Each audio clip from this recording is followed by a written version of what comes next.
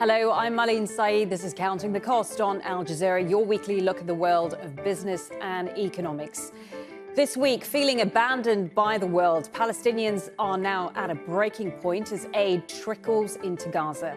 Will the international community do more to save them? Also this week, cut off from the rest of the world for 16 years, the United Nations says Gaza needs billions of dollars in aid to fix its stifled economy. And consumers are protesting against the war with their wallets. Several Western companies with links to Israel are paying the price of boycotts. Thousands killed, entire neighbourhoods flattened, nowhere safe to go. Palestinians trapped in Gaza are denied the essentials for life: food, drinking water, medical care and fuel, all necessary to power life-saving machines and shelter. But more than 3 weeks since Israel started its military offensive and imposed a total siege on the Strip, humanitarian aid to Gaza remains limited. The United Nations says the situation is worsening by the hour and warns that the current assistance system is geared to fail. The current siege imposed on Gaza is collective punishment. 2 weeks of full siege followed by the trickle of aid last week mean that basic services are crumbling, medicine is running out, food and water are running out, fuel is running out. The streets of Gaza have started overflowing with sewage, which will cause a massive health hazard very soon. Well, the World Food Programme says for every person who has received food assistance, at least 6 more are in need. Thousands of hungry Palestinians in Gaza broke into distribution centres to get food and other basic supplies last week. The UN Agency for Palestinian Refugees, UNRWA, said this is a worrying sign that civil order is breaking down. We need fresh water, we need food, we're starving. This is totally unfair. Our children can't sleep from hunger and thirst. We need to provide food and water for them. We have no flour, no aid, no water, not even toilets. Our houses were destroyed. No one cares about us. We appeal to the people of the world. All international powers are against us. We needed aid, and we wouldn't have done this if we weren't in need. Only dozens of aid convoys, excluding fuel, have been delivered to the Strip every day. That's compared to at least 500 trucks before the war started. The Rafah crossing into Egypt was temporarily opened, allowing entry for a limited number of patients and foreign nationals. Gaza's health ministry has announced that the Indonesian hospital no longer has a fully functional generator. A secondary one is providing limited power, but ventilation has stopped and the distribution of medical oxygen has ceased. Well, the United Nations says Israel's siege of Gaza is prohibited under international law and has been pushing for a humanitarian pause. Israel has ordered almost half of Gaza's 2 million people to leave the northern part of the Strip and move to the south. More than 600,000 displaced Palestinians are sheltering in 150 facilities operated by the United Nations. That's almost 10 times more people than their capacity. Well, from Oman, I'm joined now by Layla Baker. Layla is the Regional Director for Arab States at the United Nations Agency, UNFPA. Thank you so much for joining the programme. There's a little bit of good news this week, Layla, when the Rafah border crossing opened to allow injured Palestinians out. I believe 81 injured Palestinians were allowed out to seek medical help. But presumably that's just a drop in the ocean compared to the number of injured there are. I think this is an existential crisis for humanity, where the latest atrocity imposed on the Palestinian people has entered an even more terrifying phase with disastrous human consequences, not the least of which is on women and children. You mentioned 81 injured who were allowed to cross out of Rafah. While we appreciate the efforts of everyone who is trying to address the needs of the most vulnerable, we also request that this is about cessation of the bombing of Palestine, the Palestinian civilian population in Gaza, and allowing for the UN, including UNFPA, to address the needs of the 2.2 million civilians who are desperately and direly in need of humanitarian assistance, and to be able to return to some semblance of safety. At the moment, there is nowhere safe to go, and we are unable to carry out in our capacity as the UN with any conviction, with any facilitation, with any ability to reach those people because there has been the siege. Until that is lifted and we can deliver in safety to the women and children, the innocent civilians who have been trapped in Gaza for over 3 weeks, the 81 is, like you said, a drop in the bucket and the emphasis on the wrong syllable. Layla, we have seen hundreds of aid trucks come in through the Rafah crossing in the last few days, but the UN says the current aid system is geared to fail. Why do you describe it like that?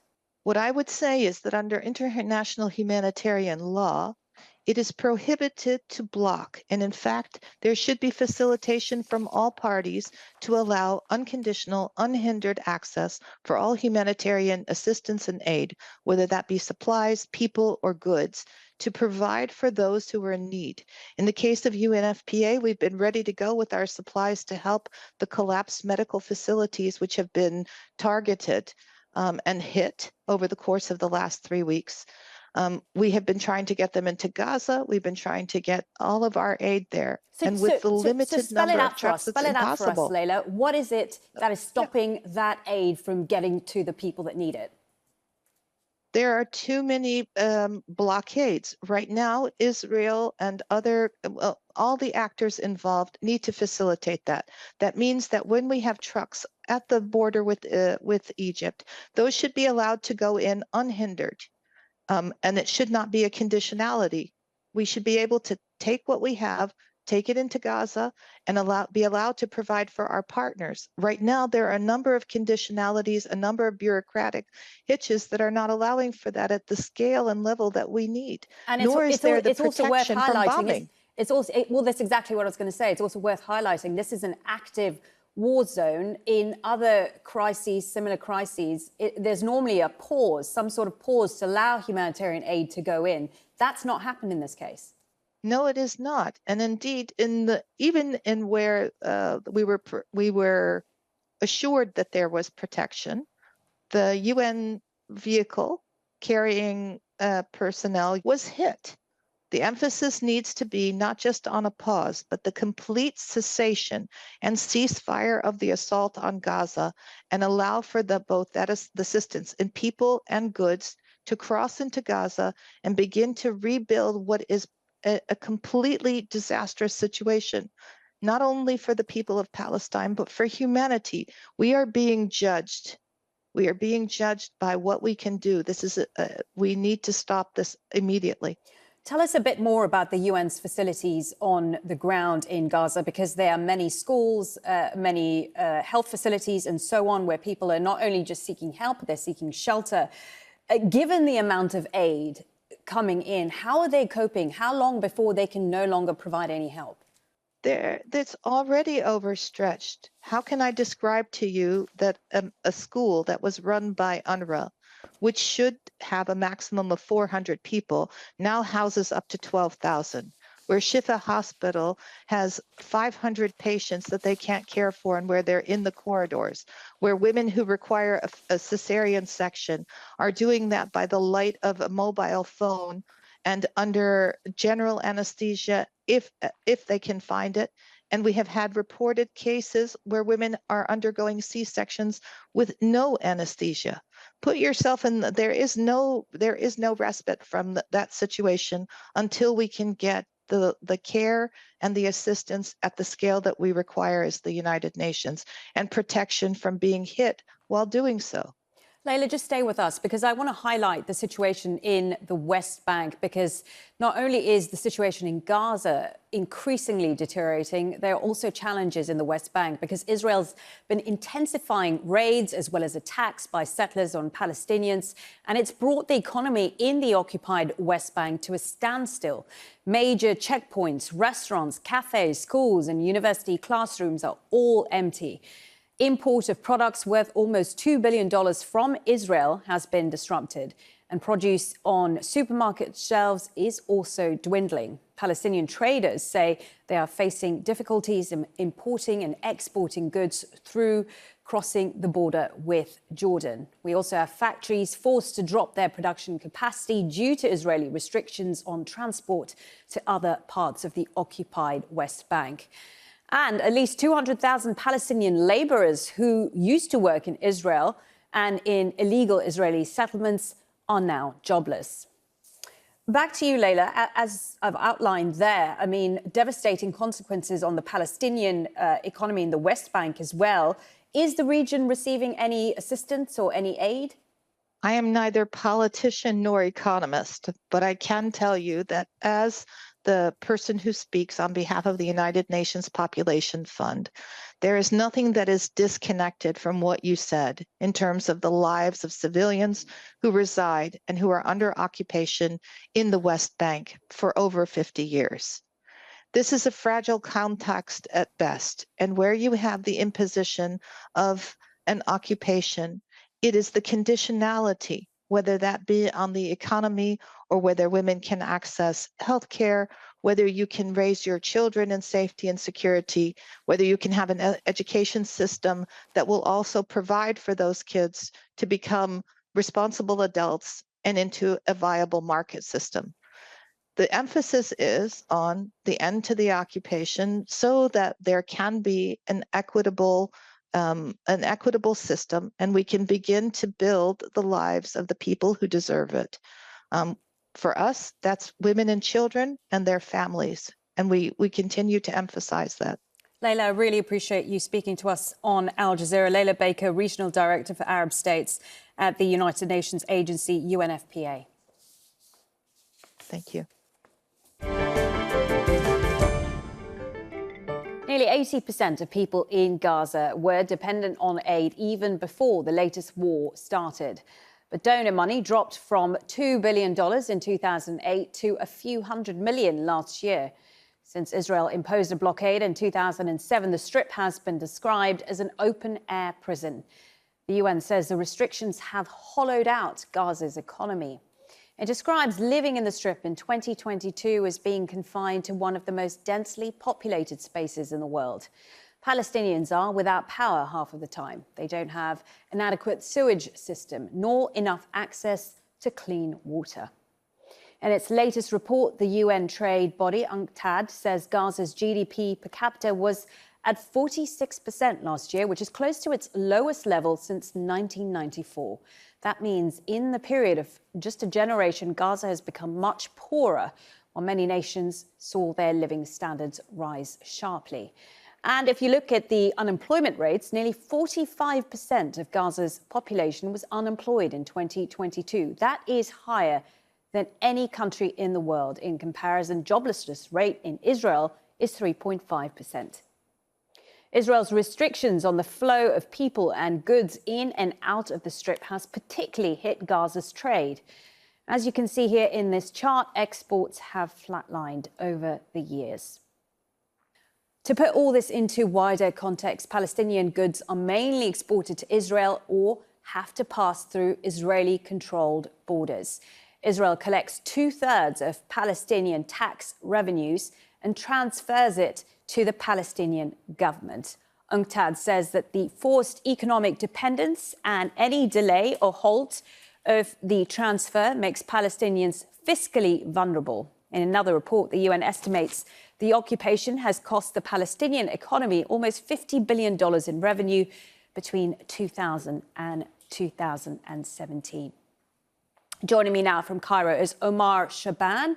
He's the founder and director of the Gaza-based independent think tank PalThink for Strategic Studies. Thank you for your time. How has the blockade impacted Gaza's economy? Very good morning to you and to your audience. It impacted very, very badly. It turns Gaza from productive and economy to relief-based economy. We should stop saying Gaza economy, because Gaza has no economy. It has been under siege for the past 15 years. Private sector has been paralyzed. Many of business people have left the Strip. The unemployment, as you said, reached up to 45%. In reality, much more than that. The poverty reached up to 2/3 of the families in Gaza become dependent on aid. for people to understand that Gaza used to export. Gaza, the GDP of Gaza was one of the highest in the Middle East. Gaza used to be export, and the private sector and the industry sector in Gaza was very dominant and was very strong. Now everything collapsed, and the whole society, the 2.3 million people, become dependent on aid. No productivity, especially in the industry and the agriculture sector. During the war, this war, which we entered the 27th day of it, the economy is zero. The economic activity is zero because people have been displaced. It's too risky to go to work. Everything is closed. So Gaza has been, in the past 15 years, turned from productive, economically viable economy to relief-based society. Try and explain to us what that means for an entire country, well, in this case, an area or region, a besieged territory in this case, to be dependent on aid. How does that affect daily life? How does that affect infrastructures that are built and society in general? Many people forget that Gaza is too small. Gaza is 200 square miles, 362 kilometers square, surrounded by Israel. Israel withdraw its troops from Gaza in 2005. Troops, and there were 5,000 Israeli settlers within Gaza. But Israel continued to control the sea, the land, the air. According to the international law, Gaza is still occupied area by Israel. Even according to the Supreme Court in Israel, who consider Gaza still occupied by Israel. So Israel has obligation and responsibility for the people in Gaza who live under control. Now, Gaza used to be productive, export society. People are dynamic. Now they tend to be relieved. People are waiting for the UNRWA and World Food Program and other Islamic charities to receive food. This has impacted the psychology, the education, the health. The public health of the Gazan has been decreased. The disease among children is one of the highest due to the salty water. Gaza has no good water. The private sector, as I said, many of the private sector have lost their factories. There are some factories who were destroyed in the 2009 war, still are not reconstructed. We need to remember that Gaza has been subjected to 17 escalation since 2007. 17 escalation. 5 of them were major war. 2008, 2009, 2012, 2014, 2021, and now we have 23. Gaza is too small and too poor to bear with the consequences of the war. And the reconstruction, the international aid to help reconstruction Gaza has been decreased sharply in the past couple of years after the 2021 war. There was a war from 10th of May until 21st of May, 11 days, Gaza was bombarded. Until now, there are many people, thousands of people who lost their homes in the previous war they didn't have the grant to reconstruct their houses. The situation is beyond description. We talk about 200,000 flats has been damaged either totally or severely. These 200,000 flats in Gaza are not anymore safe to live in. And this is, my dear, constitute 45% of the Gaza houses. There are around 500,000 families, 500,000 flats in Gaza. You talk about 220,000. This up to yesterday. That does not include the construction of today. And another point which we forget now, we are approaching the winter. We are approaching the winter in 2 weeks. Omar, that is indeed a very, very good point. Unfortunately, we are out of time. And yes, indeed, it is going to be getting colder as we approach December. Thank you so much for speaking to us. Omar Shaban, founder and director of the Gaza-based independent think tank PalThink for Strategic Studies. Popular food chains and corporations around the world are being affected by the conflict. Many consumers have been angered by some firms' comments and actions seen to support Israel's war on Gaza. Now, calls for a boycott of Israeli products and Western companies affiliated with Israel are growing. That has pushed companies like McDonald's, for example, to donate to Gaza. The fast food chain's decision to give free meals to the Israeli army sparked a backlash in the Arab world. Other companies in the Middle East have tried to distance themselves from their branches in Israel in order to protect their interests. Joining us from Perth in Western Australia is Mike Gassemi. He's the founder and chief industry analyst of Mike Gassemi Research. Thank you for your time. How did McDonald's and companies like Starbucks become so embroiled in this boycott campaign against them? And how significant has the impact been on them? Brands like Starbucks and McDonald's, due to their, the global business operations, obviously they are more exposed than any other local businesses. And given the fact that they operate in every single country and we live in an interconnected global economy, there is a strong political view about these big brands in the world. And as far as the conflict and how these brands has been affected, I believe that somehow it depends on their political views, how they have reacted to the recent conflict in between Israel and Palestinian, and also at the same time, it's also the results of the social media and how the people have reacted to some of the the content, the digital content that has been circulated in the social media. It's not just American brands, right? It's also French brands that have felt the brunt from consumers. Yes, definitely. I mean, as I said, we live in an interconnected global economy, and every company around the world possibly could be affected. It could be a local fruit juice producer who, for some reason, they have some sort of connection with investors in Israel. So regardless of whether they are American or they are European or they are from the Middle East, every company could possibly be affected because of this conflict.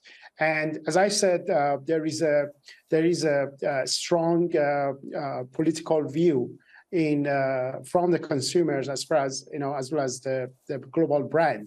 And due to this factor, any news that gets circulated in the social media about these brands and their operation in Israel definitely would have a negative impact on these brands' image. And when we, and just sorry to interrupt you because we don't have a lot of time. When we talk about the damage to the brand, the damage to the company, I mean, these are multi-billion-dollar companies, like a company like Starbucks.